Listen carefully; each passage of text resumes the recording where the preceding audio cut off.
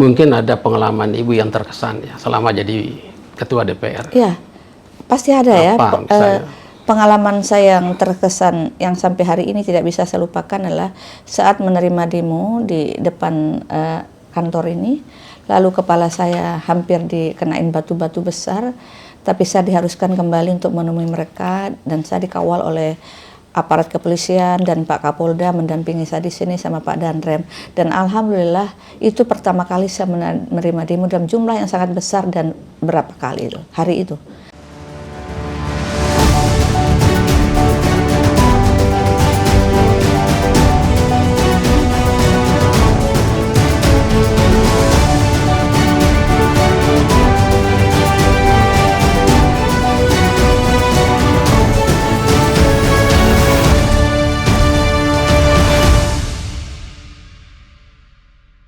Assalamualaikum warahmatullahi wabarakatuh. Waalaikumsalam warahmatullahi wabarakatuh. Alhamdulillah, hari ini kita berkesempatan bersilaturahim dan berbincang-bincang dengan Ketua DPRD NTB, Ibu Haja Bayi SP Rupaida, SHMH. Tema bincang kita adalah tentang perempuan dan politik. Apa kabar Ibu? Alhamdulillah kabar baik. Sehat Ibu ya? Alhamdulillah. Ibu ini satu-satunya perempuan ya? Iya. Di antara 65 laki-laki. 65 laki-laki, hanya satu perempuan. Iya. Jadi keterpilihan perempuan ini agak rendah ya? Bukan agak rendah, sangat rendah. Sangat rendah. Karena kalau kita melihat jumlah perempuan di Nusa Tenggara Barat, lebih besar jumlahnya, lebih banyak jumlahnya dibanding laki-laki. Tapi dukungan terhadap perempuan masih jauh dari harapan kita selaku perempuan. Kenapa bisa begitu? Ya, kembali banyak hal ya. Faktor budaya masyarakat, lalu faktor internalnya perempuan itu sendiri gitu. Barangkali juga banyak hal juga yang harus dirubah dari stigma perempuan.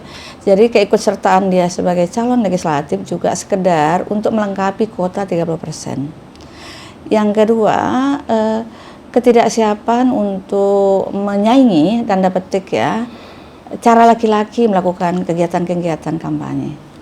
Kalau perempuan kan terbatas langkahnya, terbatas dananya, terbatas jaringannya. Ini menghambat dalam proses untuk memenangkan dirinya masing-masing. Sudah berapa periode jadi ketua? Ketua DPR, alhamdulillah sudah 2 periode, tapi 1 kali itu kan penggantian antar waktu ya. Saya mulai jadi ketua DPR tanggal 16 Juni 2016. Ada kendala pimpin semua laki-laki ini? Alhamdulillah tidak ada persoalan, tidak ada kendala, sama saja memimpin perempuan dan laki-laki semuanya sama, tidak ada perbedaannya. Atau bahkan lebih mudah karena laki-laki misalnya menganggapnya dalam tanda kutip ini karena perempuan kita ndak boleh berdebat, ndak boleh melawan, ndak ya? Tidak ada itu, sama aja mereka memperlakukan laki dan perempuan ya. Tidak ada melihat pemimpin perempuan lalu cara berdebatnya berbeda. Mungkin dalam konteks kekerasan melihat perempuannya jadi ketua tidak ada yang main pukul itu saja yang bedanya kan. Tapi kalau debat sama, teriak juga sama. Sama ya? Ya, tidak melihat saya perempuan lalu bahasanya lebih halus, lebih santun, tidak, sama saja. Kalau dinamika yang terjadi di internal DPR selama Ibu pimpin itu? Iya, saya kira setiap periode itu pasti ada banyak dinamika, setiap saat itu ada dinamika. Tapi bagaimana kita melakukan dinamika terhadap dinamika itu sendiri gitu loh. Artinya kita melihat semuanya seperti air yang mengalir, tidak ada yang harus kita khawatirkan, tidak ada harus yang kita takutkan. Kalau soal-soal perbedaan, cara pandang, atau persoalan-persoalan di dalamnya harus bisa diselesaikan dengan cara baik. Kan kepentingannya banyak lah di DPR ini. Kalau tekanan-tekanan dalam tanda kutip, Ibu menghadapinya seperti apa? Saya alhamdulillah selama menjadi ketua DPR 2 periode ini belum ada saya dapat tekanan. Semua itu dibicarakan dengan baik. Semua itu kuncinya di komunikasi. Saya kira sebelum saya memutuskan apapun itu di DPR itu pasti saya akan melakukan rapat dengan pimpinan fraksi. Jadi keputusan itu bukan keputusan ISW tapi keputusan pimpinan bersama pimpinan fraksi. Tidak ada tekanan itu karena Ibu perempuan atau apa ya? Saya tidak tahu Enggak, ya, ya. apakah karena saya perempuan tuh memang saya merasa tidak tekanan. Saya kira tergantung persepsi masing-masing. Mungkin orang menganggap itu tekanan, saya menganggap itu bukan tekanan. Karena apa ya, bagi saya terjun di dunia politik itu tentu harus kuat. Saya tidak boleh lemah, saya tidak boleh juga menganggap semua teman saya itu saya anggap sahabat. Bukan persoalan dia tuh saya hadapkan, meskipun berbagai rintangan yang saya hadapi, semua saya anggap sebagai sahabat dalam hubungan kerja saya. Sebagai ketua DPR kan yang dikelola kan tidak saja di internal tapi juga eksternal. Jadi ada banyak juga masyarakat yang datang menyampaikan aspirasinya ke Pastinya. DPR. Pastinya begitu. Bahkan mungkin ada juga yang demo-demo. Nah, bagaimana Ibu menghadapi yang seperti itu? Kalau soal hearing, tentu saya sesuaikan dengan apa yang mereka akan sampaikan. Kalau memang menyangkut kewenangan komisi, maka saya atur komisilah yang menerima. Tidak harus ketua DPR atau pimpinan DPR yang menerima. Lalu soal demo juga seperti itu.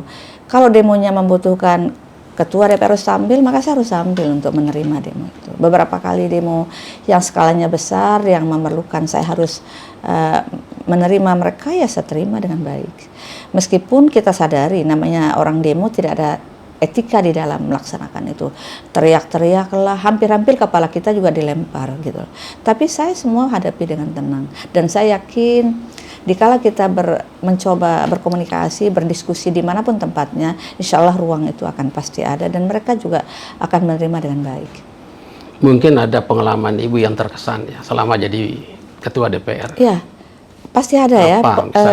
Pengalaman saya yang terkesan yang sampai hari ini tidak bisa saya lupakan adalah saat menerima demo di depan kantor ini, lalu kepala saya hampir dikenain batu-batu besar, tapi saya diharuskan kembali untuk menemui mereka dan saya dikawal oleh aparat kepolisian dan Pak Kapolda mendampingi saya di sini sama Pak Danrem. Dan alhamdulillah itu pertama kali saya menerima demo dalam jumlah yang sangat besar dan berapa kali itu hari itu. Dengan tekanan yang begitu besar dan begitu berat, dan tidak hanya fisik ya, capek dari pagi sampai malam jam 11 baru bubar, tapi psikis juga menerima berbagai cacian, makian, termasuk kepala kita mau dilempar. Itu tidak bisa saya lupakan. Harus sabar itu ya? Ya, tentu ya saya harus bersabar. Waktu proses pemberian ketua DPR berapa waktu lalu sampai Ibu terpilih ini dinamikanya seperti apa? Karena itu kan usulan partai, kalau yang pertama proses penggantian Pak Umar ke saya memang ada sedikit dinamika di mana surat yang dikirim oleh partai lama terbaca oleh, kan harus persetujuan paripurna. Jadi lama dibaca dalam paripurna karena memang kita sadari namanya pergantian dengan cara seperti itu memang banyak hambatan, dan saya waktu itu sabar aja, tidak menuntut harus segera dibaca, tidak juga mengharapkan percepatan untuk dilakukan untuk pelantikan, tidak. Saya ikutin mereka, saatnya sudah bosan ya sudah dibaca lalu dijadwalin paripurna dan selesai. Lalu kalau yang kedua tidak ada hambatan karena itu langsung SK dari DPP dan dibaca dalam paripurna. SK DPP itu disampaikan oleh DPD 1 dalam surat DPD 1. Saya tidak ada masalah yang kedua. Lebih berat yang pertama. Bagaimana Ibu membaca peran serta perempuan dalam politik di NTB ini? Kan saya lihat secara kualitas relatif bagus ya. Misalnya ada wakil gubernur, ketua DPR, sudah lumayan banyak lah perempuan yang pegang pimpinan lembaga gitu.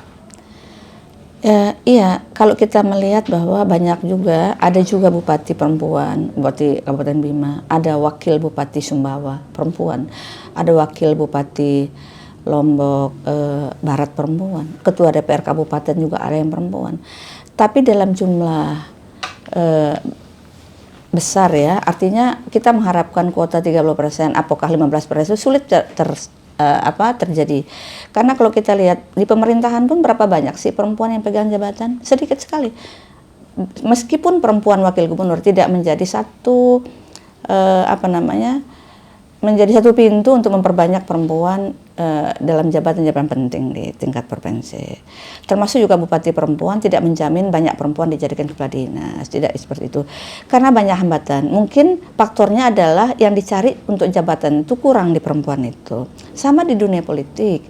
Kita harapkan 30% perempuan bisa jadi caleg, minimal 20% misalnya bisa jadi anggota.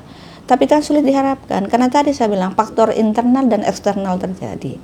Internal itu kan banyak, lalu eksternal juga penerimaan masyarakat terhadap perempuan tuh sangat sulit. Contoh saya, meskipun saya ketua DPR, sangat sulit laki-laki menerima saya. Pada saat saya berbicara di desa, mau masuk masjid, banyak juga mereka, perempuan jangan kasih dulu, nanti di luar aja. Masih ada hal-hal seperti stigma bahwa perempuan itu tidak diberikan ruang itu masih ada, dan tapi tidak semua tempat seperti itu, tapi masih ada. Mungkin ada saran masukan Ibu terhadap perempuan di NTB? Ya, tentu harapan saya kita ini lebih banyak bergaul, lebih banyak bersosial, karena modal sosial itu lebih besar perannya dibanding modal-modal yang lain.